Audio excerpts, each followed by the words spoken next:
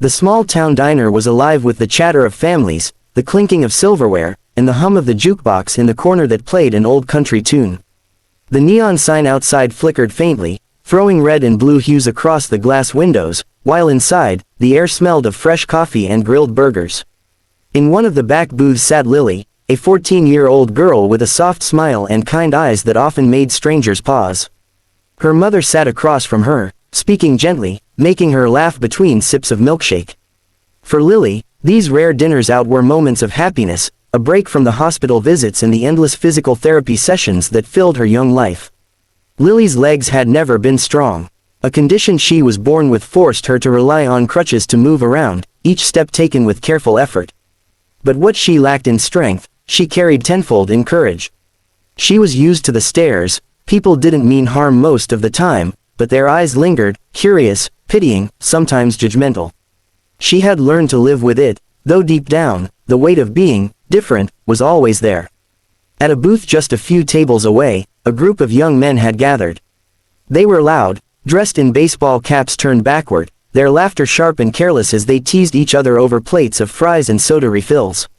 At first, they hardly noticed Lily, but as she stood up to head toward the counter with her mother, her crutches tapping softly against the floor, their attention shifted. One of them nudged the other and smirked. "Hey, check this out," he whispered, just loud enough for the others to hear. They watched Lily move slowly, carefully, her body swaying with each step as she balanced herself. The first boy chuckled, then exaggerated a limp, dragging his leg in mockery. His friends broke out into laughter, nudging each other, feeding off the cruelty. "Man, she's taking forever," another said loudly, making sure his voice carried across the diner. "Guess we'll all be old before she makes it to the counter." Their laughter rang out, ugly and piercing. Lily froze mid-step, her knuckles tightening around the handles of her crutches. Her mother looked back at her, fury in her eyes, but she could see her daughter's trembling lip, the hurt sinking deeper than any words could reach.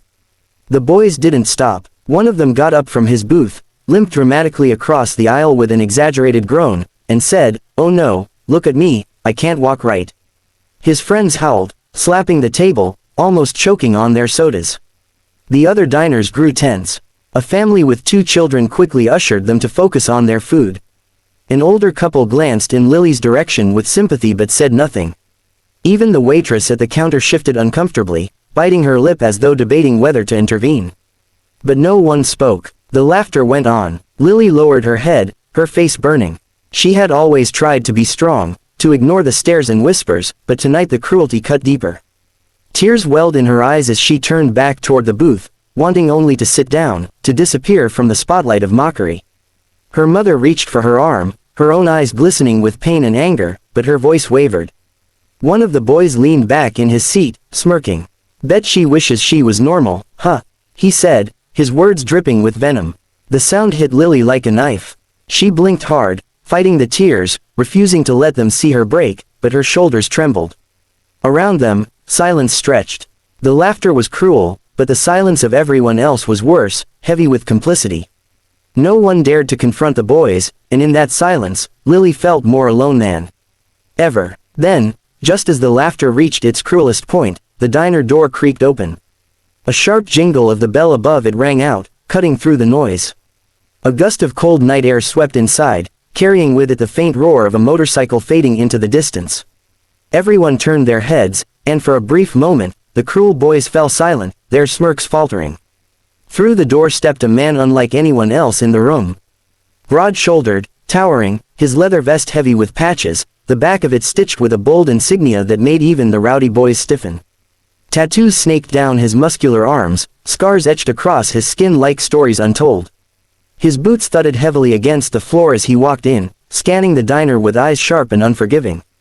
The atmosphere shifted instantly. Conversations died. Forks paused mid-air. The boys exchanged uneasy glances but forced weak smirks, trying to hide their sudden nervousness.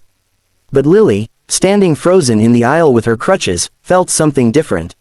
She didn't know why, but in that moment, a flicker of safety washed over her, as though the air itself promised that the cruelty she endured wasn't going to last much longer. And in the silence that followed, everyone knew, something was about to change. The man's presence filled the room like a storm cloud, heavy and impossible to ignore. Every step he took echoed against the linoleum floor, and the boys who had just moments ago been so loud and cruel now shrank into themselves, their laughter dying in their throats. He was older than them, perhaps in his 40s, with weathered skin and a face carved by years of hard living. His beard was grizzled, his eyes piercing under thick brows, and the leather cut on his back bore the unmistakable emblem of the Hells Angels Motorcycle Club. He didn't need to raise his voice to command attention, his silence alone was enough. He walked past the counter without glancing at the waitress who stood frozen, past the families who suddenly found their food very interesting, and stopped right in front of the boys' booth. He stood there for a long moment, staring at them. None of them dared to meet his gaze for more than a second. The man leaned down, his tattoos flexing as his arm pressed against the table, and spoke in a low, gravelly voice. "You think you're tough?" he asked, his tone calm but razor sharp. "Picking on a kid just because she walks different?" One of the boys swallowed hard, trying to smirk but failing. "We were just joking, man. It was nothing serious." The biker's hand slammed down on the table with a thunderous crack, making the soda cups jump and ketchup bottles rattle. The sound cut through the diner like a gunshot. Everyone froze. The biker leaned closer, his eyes locking on the boy who had just spoken. "That wasn't a joke, that was you showing the world what kind of cowards you are." His words carried weight, every syllable like a hammer striking steel. "Real men don't laugh at the weak. Real men protect them. You boys wouldn't last 5 minutes in the real world acting like that." The boys shifted uncomfortably, their cheeks flushed red with shame. They tried to look tough, but their hands fidgeted nervously, their shoulders hunched under the weight of his stare. The biker straightened, towering over them again, before turning his head slowly toward Lily. She stood frozen in the aisle, her mother's hand lightly on her arm, her eyes wide with fear and awe. The man's hard expression softened as he approached her, each heavy step deliberate. When he reached her, he bent down on one knee so that his intimidating frame was lowered to her level. "Sweetheart," he said gently, his voice dropping into a warmth that surprised everyone. "Don't you listen to them. You hear me, you're stronger than any of them will ever be." Lily blinked back tears, staring into his eyes. For the first time that night, she felt seen, not as a girl with crutches, but as someone worthy of respect. The biker smiled faintly, the hard lines of his face easing. "Took me a lifetime to learn that courage isn't about how you walk. It's about how you live. And you," he tapped his finger lightly over his heart, "you've got more courage than all those boys combined." Her lips curled into a small, trembling smile, and her mother's eyes glistened as she mouthed a soft, "Thank you." The man stood tall again, turning his gaze back to the boys. His voice was steel once more. "Now, you're gonna apologize." The leader of the group opened his mouth as though to protest, but the biker's stare cut him down instantly. Shoulders slumped, face red, he muttered, "Sorry." The others followed, stumbling over their words, mumbling apologies that barely carried across the room.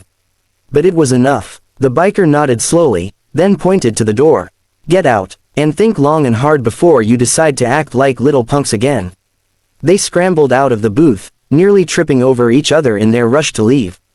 The diner door banged shut behind them, leaving behind a silence thick with relief. For a moment, no one moved. Then, slowly, a ripple of applause spread across the room. People clapped softly at first, then louder, smiling at the man who had done what they couldn't. The waitress wiped her eyes with the back of her hand, and the older couple near the window nodded with respect.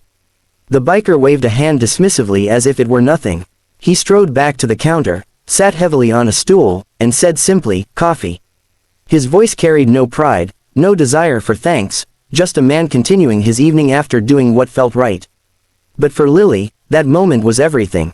She held onto the warmth of his words, the strength of his presence, the reassurance that she wasn't alone in a world that could be so cruel. For the first time that night, her shoulders eased, her smile genuine and bright.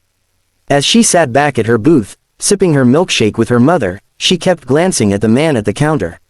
He didn't look back, didn't seek gratitude, but in her heart, Lily knew she'd never forget the night a stranger in a leather vest silenced cruelty with nothing but truth, and gave her the strength to believe in her own courage.